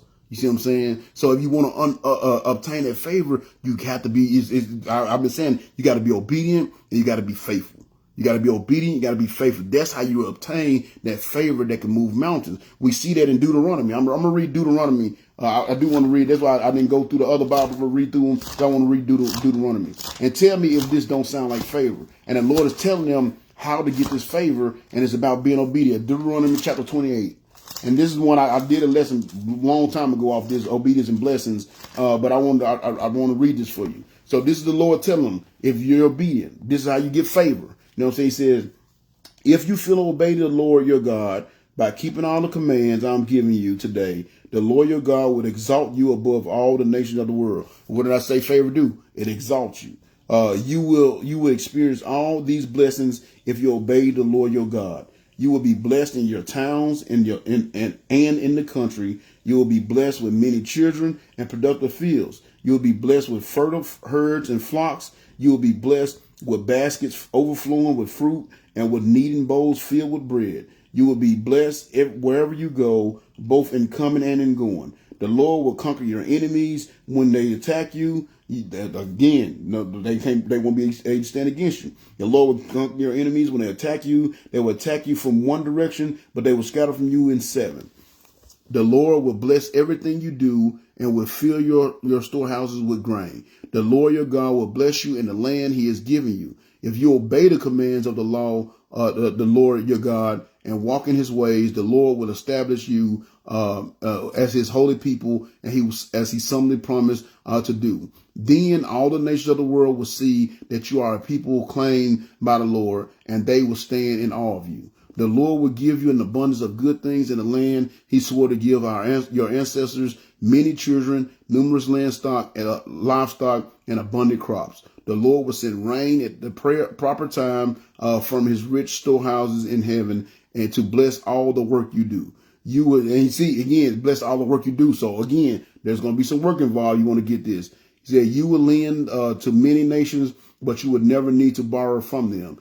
If you listen to these commands of the Lord your God and carefully obey them, the Lord will make you the head and not the tail, and you will always have the upper hand. You must not turn away from any of the commands I am giving you today to follow after other gods and worship them. In other words, stay obedient. You're going to have the favor. That's the favor of God right there.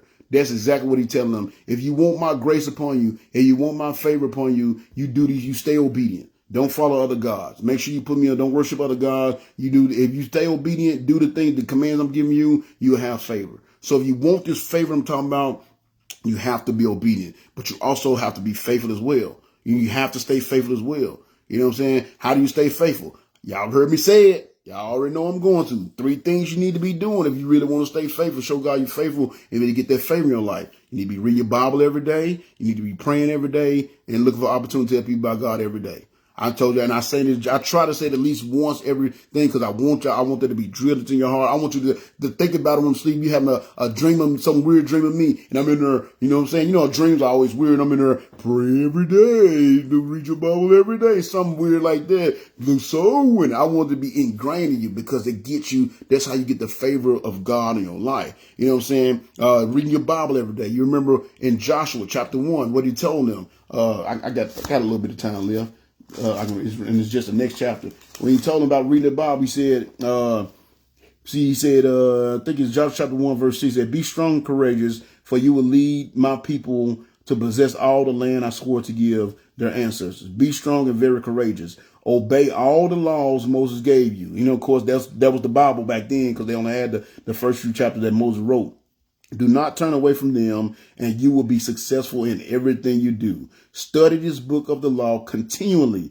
Meditate on it day and night, so you may be sure to obey all that is written in it. Only then will you succeed. I command you, be strong and courageous. Do not be afraid, discouraged, for the Lord your God is with you wherever you go. And over there in the King James Version, it says you will have good success. It says, this book of the law shall not depart out of thy mouth, but thou shalt meditate therein day and night, that thou mayest observe to do according to all that is written therein. For then thou shalt make thy way prosperous, and then thou shalt have good success. So again, that's how you get the grace. That's how you get the favor right there. You got to stay faithful. Day and night. It said meditate on it day and night. Think about it. Read your Bible every day. You see what I'm saying? And if you think about and this is right before they was getting ready to go into Jericho. If you know the story, you remember before they went into Jericho, they already had him won. The people was afraid. Because again, what I tell y'all at the beginning, I'm talking about the favor that says, what weapon formed against you shall not prosper.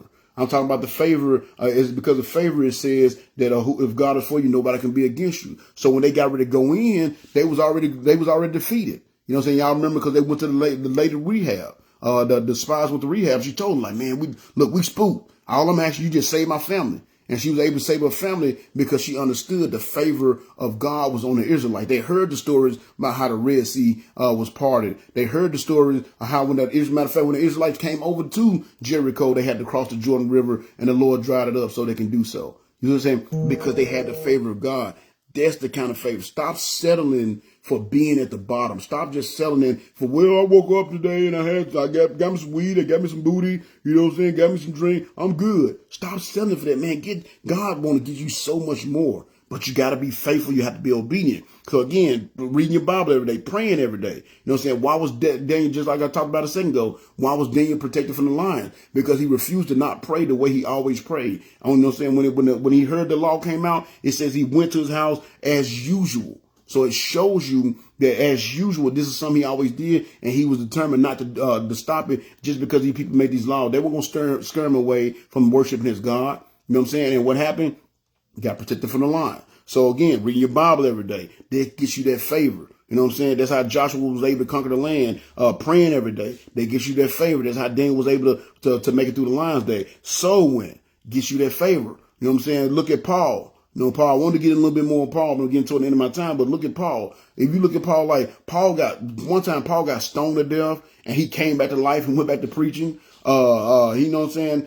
He was on a shipwreck where he should have died in the sea, made it through that. And then he get to the island, you know what I'm saying, building a fire so they can stay warm, and a poisonous snake come out and bite him. You know what I'm saying? And the locals thought, you know what I'm saying, oh, he must have been a murderer, because, you know what I'm saying, he escaped the sea, but you know what I'm saying, God still got him, because the snake bit him. And then they said when they washed him, and they saw that he didn't swell up, or he didn't get sick, they thought he must be a god. But what they saw, what they was witnesses, was the favor of God on him. You see what I'm saying? It was apparent. You know what I'm saying? To the point where they thought he was a god. And they didn't realize, because they didn't know any better. It wasn't that he was a god. It's because he had the favor of God on him. You see what I'm saying? That's what we should aspire to get. Don't just, man, stop with your relationship with God, bro. Don't just get the bare minimum.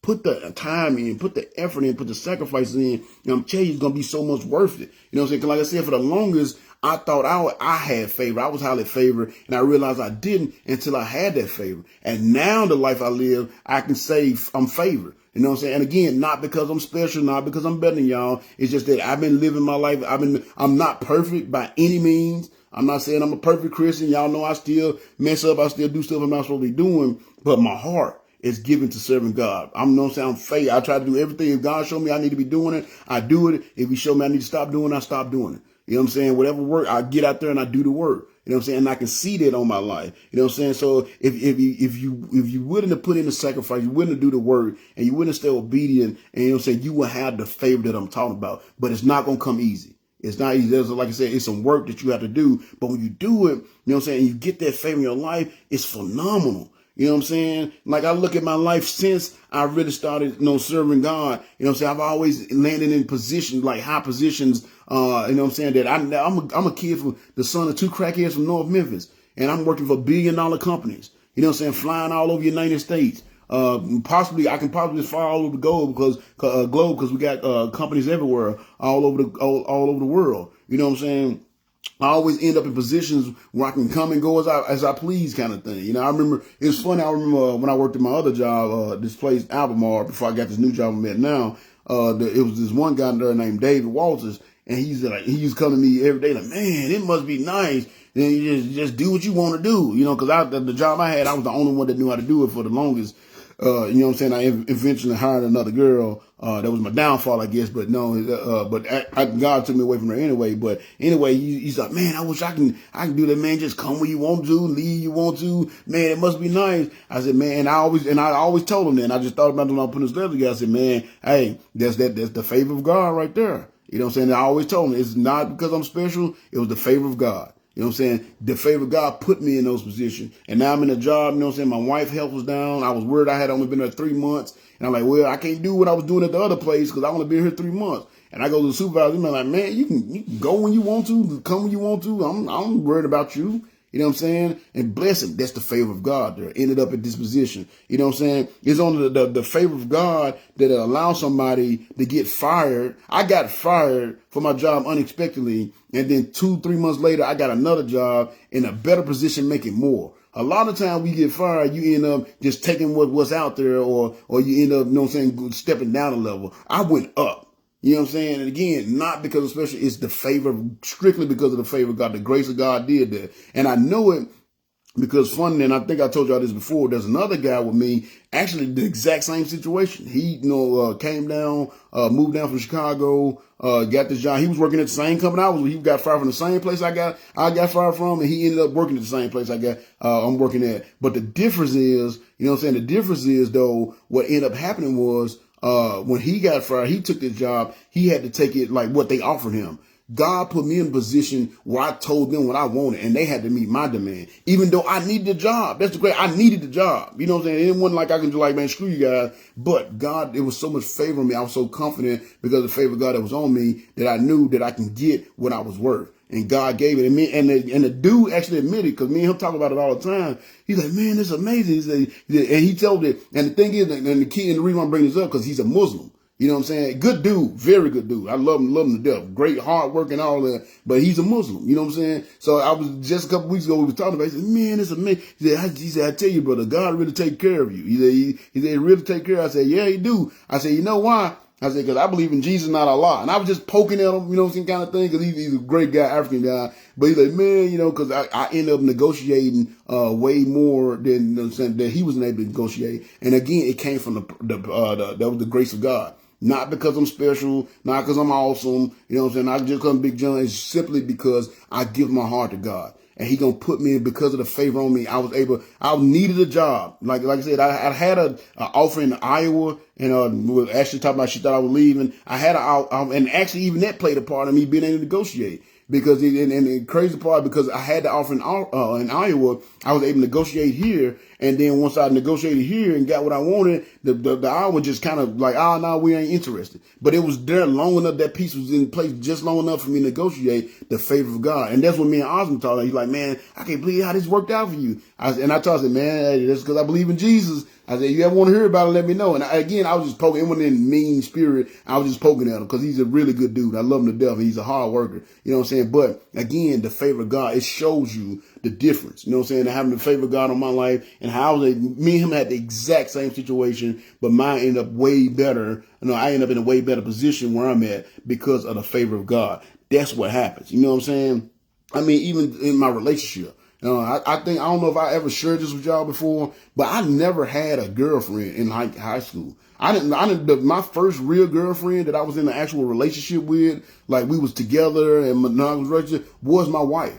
That was my first relationship. And I met her when I was right before, like 2 weeks before my 21st birthday. So we've been together ever since then. She was the first girlfriend I ever had, and we've been together. I didn't meet her, like I said, I met her right before I turned 24. And this year, if we make it to August, well, we should make it to August, knock on wood. It'll be 25 years we've been together, been married 21. You see what I'm saying? So I went from never having a girlfriend at all, like all the way until I was an adult, you know what I'm saying, full grown adult, to the first girlfriend I have ended up being my wife. You see what I'm saying? That's favor there. That's nothing I did special, not because I'm so awful. That's favor. And that's what I'm talking about, y'all. That's my point. You know what I'm saying? Don't settle for less. You know what I'm saying? You have so much more that you can have so much more in your life.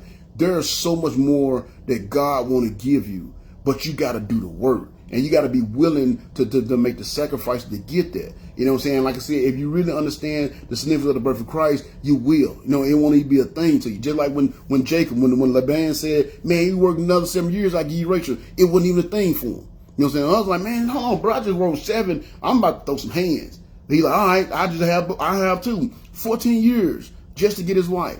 You see what I'm saying? It wasn't even a thing. Matter of fact, if you read the story of it, it said he loved her so much it passed by like it wasn't even nothing.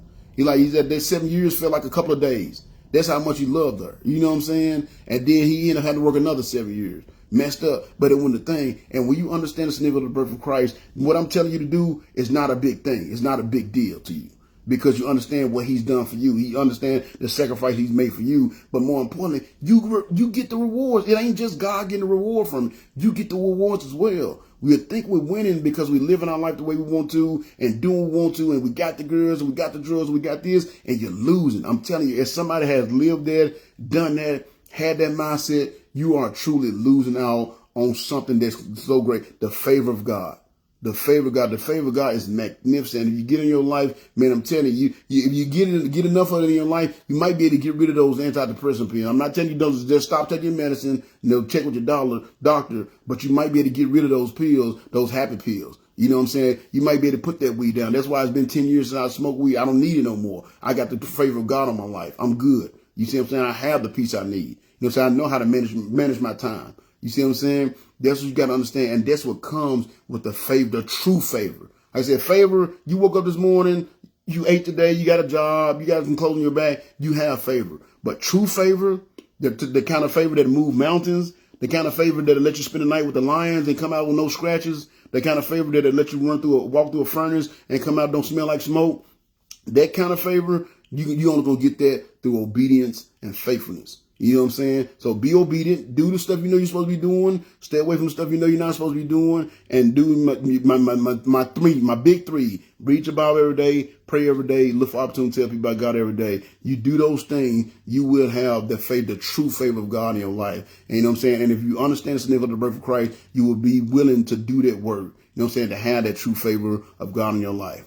So that's it. Bam. Right on time. Look at that. Look at that. I could have went a little bit longer, but I feel, you know what I'm saying? Well, y'all got my point. You know what I'm saying? And like I say, it's very important. I really was excited about doing this topic tonight because a lot of people look for that. Everybody want the favor of God. That's what the oh man, God bless me. Everybody want that. But you got to understand there's some work to be done. If you're going to get that favor, that this true favor, that like I said, that the Lord will move a mountain for you. He'll make your enemies, you know what I'm saying, bow down to you. You know what I'm saying, no weapon formed against you shall prosper. Anybody if God is with you, who can be for you? If you want that kind of favor, there's going to be some work involved. So if you're willing to put in a little elbow grease and do that work, you know what I'm saying? Do the things you do, make the sacrifices, you know, be obedient, follow his law, spend time in it, you know, pray, all this stuff. You will have the favor of God in your life. And I'm telling you, man, a life with it is so phenomenal. And a life without it, it's a miserable existence. And I wouldn't want that to be me. So again, number 25, point number 25, and the last one for 3 weeks. So y'all know the deal. This is the last one I'm gonna do on the Go Jesus Your Birthday for now. Next week, Lord willing,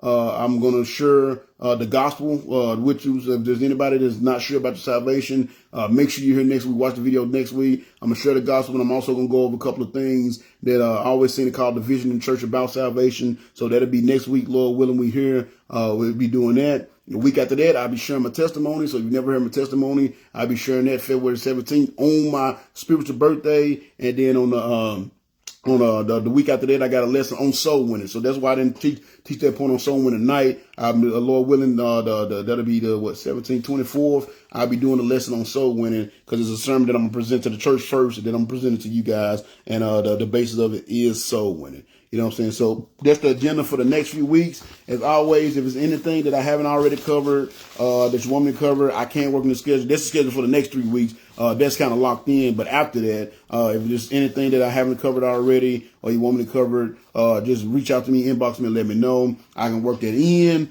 Keep sharing the videos, telling people about the videos as well. The ministry been growing, y'all. It's been a blessing. I think it's going to grow even more because I'm about to make this announcement here in a second. But you know, keep sharing the videos, telling people about the videos. I always keep my stuff public because I want this to get out so it can help those that need to hear it. Of course, if you're not sure about your salvation, reach out to me and let me know. You know what I'm saying? Don't wait till next Monday. You're like, where are you going to talk about it next Monday? Don't wait till next Monday. You might not make it next Monday. You know what I'm saying? If you know that you need to get saved, you're not 100% sure about your salvation, make that decision. You know, reach out to me tonight, please. No, do not wait, because I'd be a liar if I tell you can't wait till next Monday, but I'd be a liar if I say you got to do it tonight. But please, I always tell people, if I know I need to get saved and I haven't got saved, I'm going to do it as soon as possible because it's the most important decision that you'll ever make in your life. And as always, if you need to reach out to me for any kind of spiritual counseling, prayer, want to talk, rant, whatever, again, hit me up and let me know, and I'll set up some time for you. Now, I know normally at this point, I will show y'all my little thing, tell y'all to go over to my YouTube and everything. But guess what, y'all?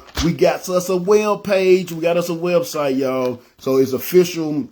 Shout out to my guy, Dylan Ettrick. He reached out to me, a young man that was friends with my kids when we lived in Murfreesboro 10 years ago. Reached out to me, said he want to help the ministry grow. So y'all, he developed a web page for a website for me. So if y'all want to look me up, y'all look up Lost Sheep Ministries, LostSheepMinistries.com. That's all you got to go. You go to LostSheepMinistries.com right now. The website is going to change. This is just the foundation. Y'all the first ones I'm really telling about it. So it's going to change. Even if you go there now, it's going to look completely different probably next week. He got to get some time to work on it because he's working. He's doing it for free. So I can't, I can press him, you know what I'm saying? But when he gets time, he's going to make some changes. It's going to look more like if y'all ever seen one of my gospel tracks, it's going to look a little bit more like that. Had the information on there, but, man, you can go on there. You can, he got it where you can donate. So if you got like Cash App or Venmo or PayPal, you can donate, or you can actually donate through the site. And I still got to get the paperwork signed for that, so it's not active yet. But the PayPal and all the other stuff should be. I'm gonna start posting on TikTok, which I said I never do. But he told me, said, man, you're gonna have to start posting on social media. So I'm gonna be posting on TikToks. I'm gonna do like little short videos for like TikTok, or they're gonna take. Well, I think he said he's gonna take my long video and copy out a little piece of it and do it as a short, put it on TikTok and Instagram. I'm on Instagram now with the blah. But I'm there. I got to do that to get this word out. So TikTok, Instagram, and of course my Facebook and my YouTube. So if you go to lostsheepministries.com, there's a link to all of it. You just go to lostsheepministries.com. If you want to see my Instagram, all I got to do is click on the button to take you to my Instagram. If you want to see go to my YouTube page, just click on the button to go to my YouTube page, and so on and so forth. So I'm excited about that, y'all. I don't know what God got for us, the way everything been lining up. This is something I've been wanting to do. I just never had the time to do it or the talent to build a web page, and this young man do. And he's volunteering his services to help this word get out. So I'm excited about it. So again, lostsheepministries.com. That's all you got to go. Go to the internet, go to your internet browser, whether it's on your phone or whatever, type that in. It'll take you to my page. And like I said, all the links to donate. There's also a place you can put in prayer requests. If you want to send a prayer request to me, you can put that in there. Or I think it's a prayer request.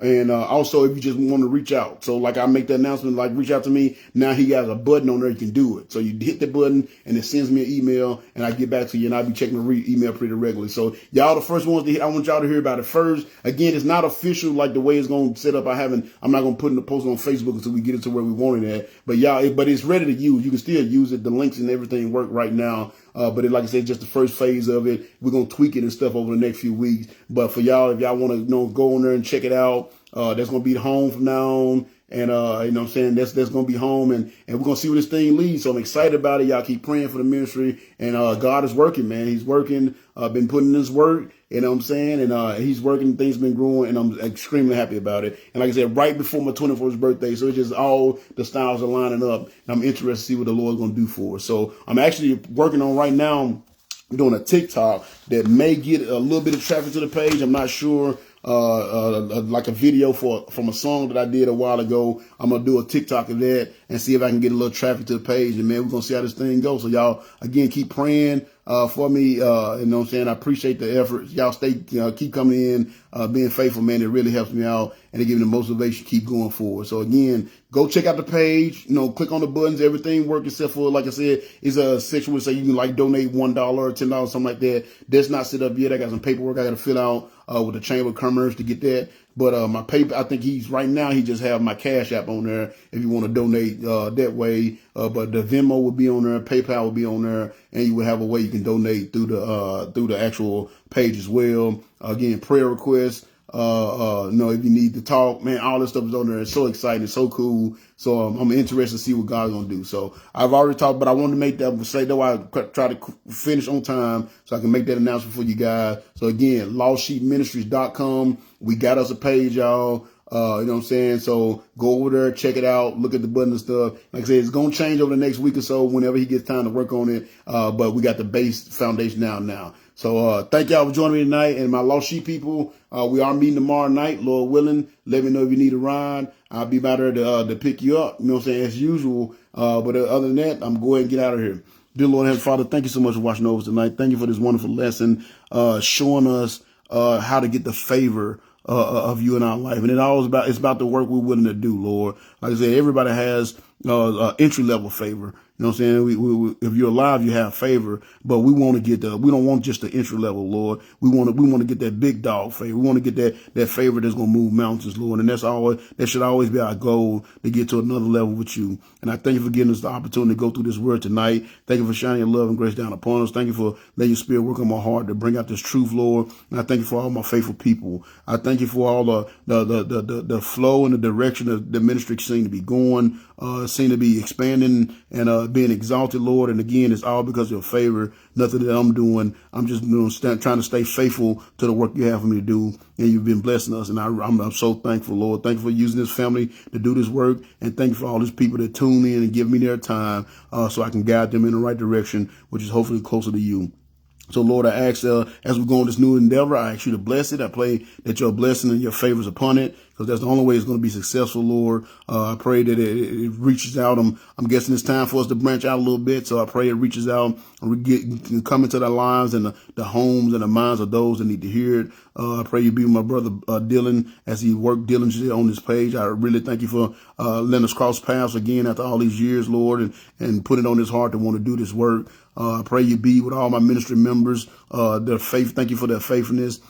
Keep your hand upon them, be a wall of protection around them, keep them safe and protected from attacking the enemy, whether it's physical or spiritual. I pray you give me a power, love, and wisdom over any problem that arise that may keep them from doing the work you have them to do. And I pray you continue to give me and my family the wisdom we need to guide them in the direction they need to go so they can have a close relationship with you. And I pray you be with all those that's sick, that's going through some kind of health issues, some kind of financial problem, whatever it is, Lord, just keep your hand upon them, keep your healing hand upon them. I know Brother Frank, he's not doing well right now with his treatments that he's going through and the illness that he has come upon him, Lord. So I pray you just keep your healing hands upon him. Give his doctors the wisdom to make the right decisions so they can make the right treatments to help him get back to being 100%. And just continue to watch over this family, continue to use us in a mighty way to do this work. Lord, keep us encouraged in the work. I pray you be with all my minister members.